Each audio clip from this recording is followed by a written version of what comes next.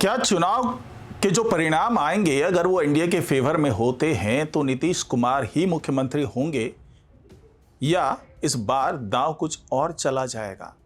ये वो कयास हैं जो बार बार लगाए जा रहे हैं और खास करके विपक्ष के माध्यम से तो बहुत ही जबरदस्त तरीके से इसे एक नैरेटिव की तरह बनाया जाने की कोशिश की जाती रही है। तेजस्वी यादव बार बार बोलते रहे हैं कि इस बार नीतीश कुमार को मुख्यमंत्री नहीं बनाया जाएगा, केवल चेहरा लेकर के सामने आया है एनडीए।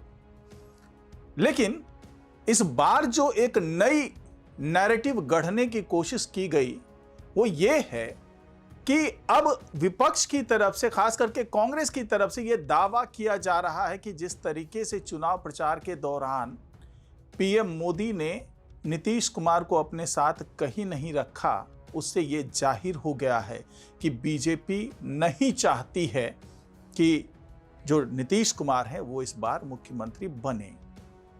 तो इस दावे में कितनी सच्चाई है? क्योंकि बीजेपी ने कुछ अलग थ्योरी बताई है, तो वो थ्योरी क्या है, इस दावे में कितनी सच्चाई है, इसकी पड़ताल करेंगे आज के इस वीडियो में। तो इस वीडियो को आखिर तक जरूर देखिएगा।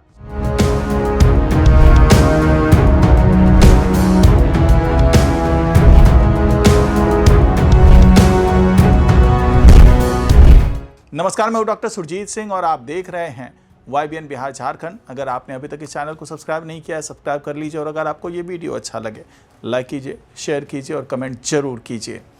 तो जिस तरीके से तेजस्वी यादव के माध्यम से या कांग्रेस अध्यक्ष मल्लिकार्जुन खड़गे की बात कर लें, जिन्होंने अभी बयान दिया कि नीतीश कुमार को जानबूझ करके हाशिए पर धकेला गया है, नहीं चाहती बीजेपी कि नीतीश कुमार पीएम मोदी के साथ नजर आए। उसके पीछे वजह यह है कि पीएम मोदी और नीतीश कुमार के बीच में संबंध खराब हो चुके हैं, कड़वाहट आ गई है। जिस तरीके से बीजेपी ने इसे नीतीश कुमार की बात करें तो सीएम फेस उन्हें घोषित नहीं किया, इस बात की कड़वाहट नीतीश कुमार में भी है। और तमाम ऐसे मतभेद हैं जिसको एनडीए अंदर ही अंदर दबाने की कोशिश कर रहा है, लेकिन एक वक्त आएगा जब ये खुल करके बाहर आएगा और नीतीश कुमार को हाशिए पर धकेल दिया जाएगा। लेकिन सवाल ये उठता है कि ये जो नैरेटिव सेट करने की कोशिश की जा रही है विपक्ष के माध्यम से, उस नैरेटिव में कितनी सच्चाई है? क्या वाकई ऐसा कुछ हो रहा है या फिर ये महज कल्पनाएं हैं, ये महज कपोलबाजी है या महज एक झूठ का जाल है जिसको फैलाने की कोशिश की जा रही है, और वो भी उस वक्त जब दूसरे चरण का मतदान होने वाला था। यानी कि ये एक नैरेटिव फैला करके एक तरीके से संदेश लोगों तक पहुंचाया जा रहा है, उन लोगों तक जो इमोशनली जुड़े हुए नीतीश कुमार के साथ, या फिर उन लोगों तक जो कि समर्थक हैं, और उन लोगों को यह बताया जा रहा है कि अगर आप नीतीश कुमार के फेवर में जिताते हैं एनडीए को तो नीतीश कुमार मुख्यमंत्री नहीं बनेंगे, ये लगभग तय है। इसलिए आपको महागठबंधन का जो हाथ है उसे मजबूत करना चाहिए। और बीजेपी ने जैसे इस नैरेटिव का जवाब दिया है वो ये है कि धर्मेंद्र प्रधान, जो कि आगे प्रभारी भी हैं, चुनाव प्रभारी हैं बीजेपी की तरफ से, उन्होंने ये दावा किया कि भाई साहब ये महागठबंधन वाले लोग जो हैं वो कहते हैं ना कि बिल्कुल लकड़ी पीटना, वो लकड़ी पीट रहे हैं, होना कुछ नहीं है उनसे। और इस तरीके से एक झूठ का जाल फैलाने की कोशिश है, नैरेटिव गढ़ने की कोशिश है, जबकि ये तो हमारी रणनीति का हिस्सा रहा है कि जितने बड़े बड़े जो नेता हैं घटक दल के, वो कोई भी एक साथ चुनाव प्रचार नहीं करेंगे, बल्कि जो बड़े नेता हैं वो अलग अलग जगहों पर चुनाव की जिम्मेदारी संभालेंगे। और उसी रणनीति का हिस्सा था जिसमें नीतीश कुमार की बात करें और पीएम मोदी की बात करें तो एक साथ एक जगह मंच साझा करते हुए नजर नहीं आ रहे थे। ये अलग बात है कि जब चुनावी रणनीति का खुलासा किया गया, जब चुनावी प्रचार को शुरू करने की बारी आई, जब कर्पूरी ग्राम जाकर के वहाँ से शुरुआत हुई एनडीए के चुनाव प्रचार की, तो वहाँ पर सारे नेता एक साथ नजर आए। वो नीतीश कुमार भी वहाँ पर दिखे, वहाँ पीएम मोदी दिखे, चिराग पासवान दिखे, जीतन राम मांझी दिखे, उपेंद्र कुशवाहा, मतलब तमाम जो घटक दल के बड़े बड़े नेता हैं वो सभी एक साथ एक मंच पर नजर आए और एक साथ उन्होंने चुनाव प्रचार का आगाज किया। लेकिन चूंकि ज़्यादा से ज़्यादा जगहों तक पहुंचना था और पीएम मोदी के पास बहुत ज़्यादा समय नहीं था।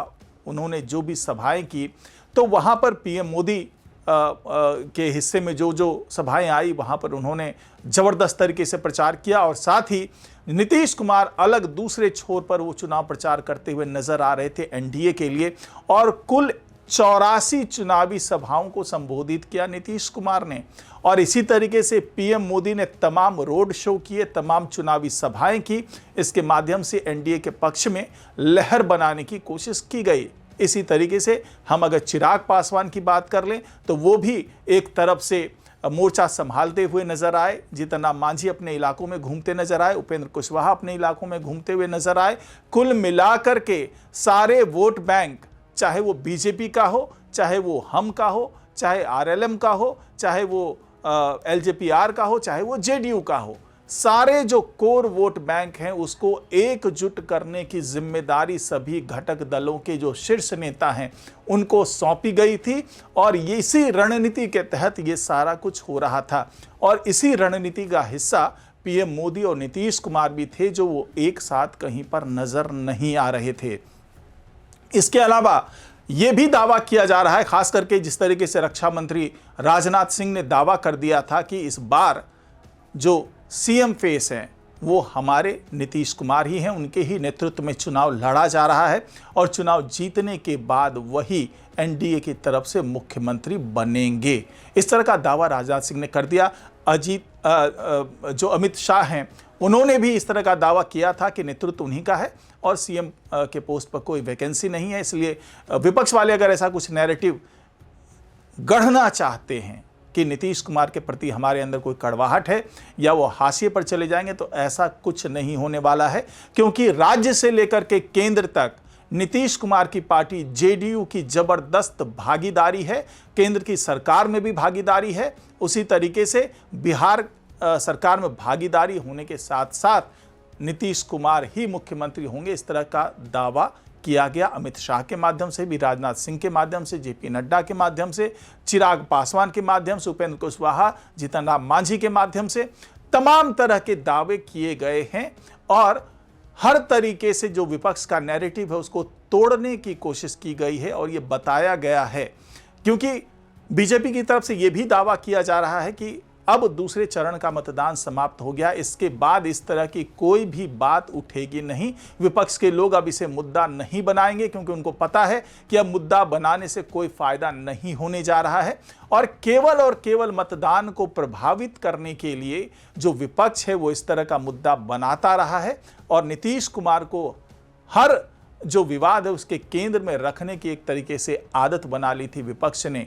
और ऐसा ही कुछ करते हुए वो नजर आए। और ये जो तमाम कल्पनाएं थी कि नीतीश कुमार वर्सेस पीएम मोदी, वो सभी कल्पनाएं ही थी, केवल अफवाह था, र्यूमर था और इसमें कोई सच्चाई नहीं थी। ये दावा किया है बीजेपी के नेताओं ने।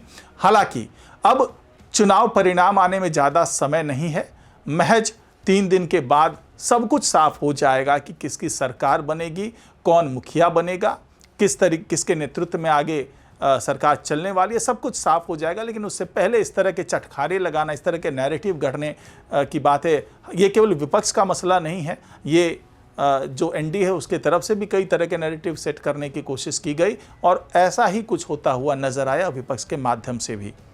तो आज की रिपोर्ट में फिलहाल इतना ही। नमस्कार।